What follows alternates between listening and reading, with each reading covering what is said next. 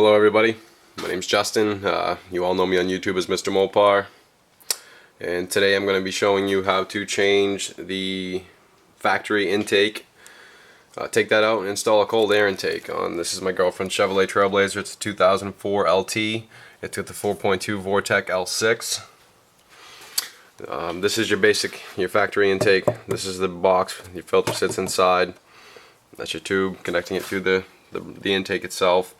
All you're going to need initially here is a Phillips screwdriver. You're going to remove this Phillips screw, and then you're going to need a 5/16 socket or a flathead screwdriver, and you're going to remove that there. You're going to unplug the clip for your O2 sensor there, and then down at the bottom you've got your breather tube here, and you're going to take all of that off. So what I'm going to do now is I'm going to go ahead and take off the breather box here and all of this stuff, and I'll check back in with you after. For those of you who have never done this, I also wanted to add in here that there's another screw down in the front of the box which you will be able to see with a light and a longer screwdriver.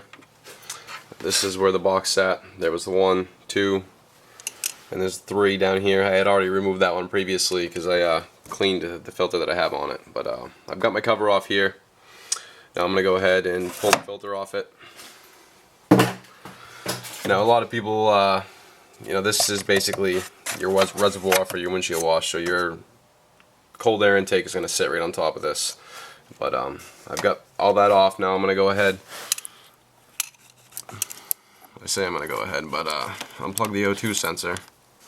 Can be a pain in the ass sometimes, but I'm going to unplug this. I'm going to remove this screw. I'm going to pull this whole thing off and remove the hose off the bottom of it there. So that hose, the O2 sensor, loosen the 5/16 screw on the hose clamp, and take all of that off. Okay, I've got everything torn out. Here's your O2 sensor. You just carefully remove that whole thing right out of the hose that fits on here. This is your other breather hose down at the bottom, which it comes with a separate small little filter, which I'll show you after. But before you install your cold air intake, this is what you want. I mean, a whole bunch of nothing. Okay, this is my cold air intake. That's the fitting for your O2 sensor, the rubber coupler on the end. That's going to fit over right here. You get your 2 hose clamps, one around the silver tube, one around the factory black piece into the intake. Again, your O2 sensor is going to plug right back in there. This is my intake. I bought the bypass valve filter for it right here, which is actually supposed to be installed further along the line.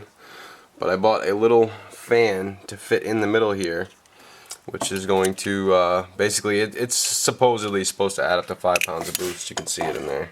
Once that gets spinning, once it's sucking air through. So I kind of MacGyvered it. The bypass filter is going to go here. It's going to be just extra breath. I don't know how it's going to work out, so we'll see that. And I'm going to fit this on the end here. Tighten that up with my 5/16. Those are both 5/16 for the hose clamps there and there. The smaller separate filter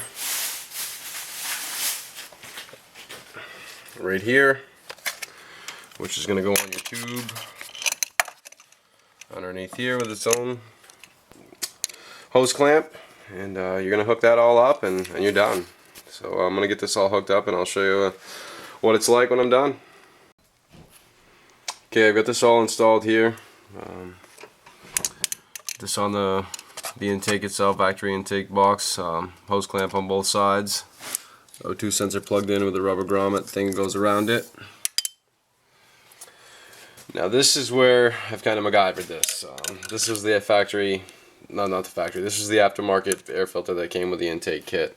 This is the bypass valve, and that little fan that I bought that, like I said, supposedly adds 5 pounds of boost when it spools up.